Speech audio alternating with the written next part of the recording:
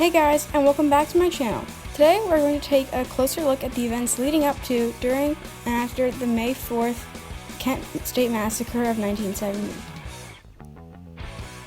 So without further ado, let's get into the video.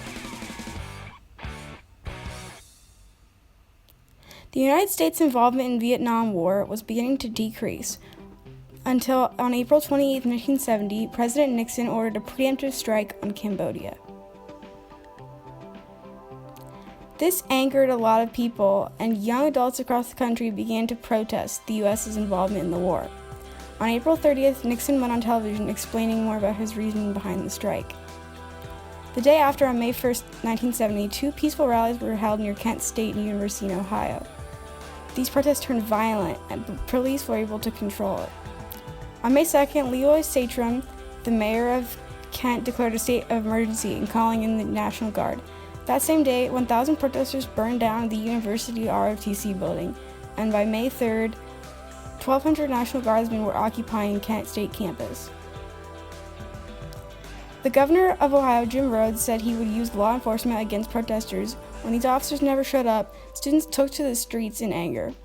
On May 4th, 1970, Governor Rhodes banned all demonstrations, but by 12 p.m., the Kent State Commons were filled with 500 protesters, 1,000 cheering, and 1,500 observers.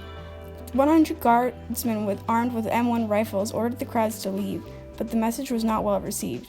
The guardsmen had rocks and sticks thrown at them. Using their bayonets and tear gas, they were able to get the crowds to disperse. That's when 28 of the 100 Ohio National Guardsmen fired anywhere from 61 to 67 shots in the air and into the crowd. These bullets killed 4 students and injured 9 others, all within the ages of 19 and 20.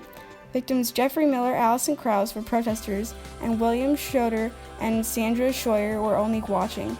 Kent State senior John Philo took one of the most famous photos of the era on that day of a 14-year-old runaway kneeling over the body of Jeffery Miller, and it was on the cover of Newsweek magazine on May 15, 1970.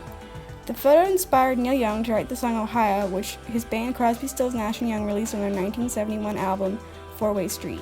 On May 9th, 100,000 people demonstrated at the White House, and after the Kent State Massacre, more than 4 million students began protesting across the country.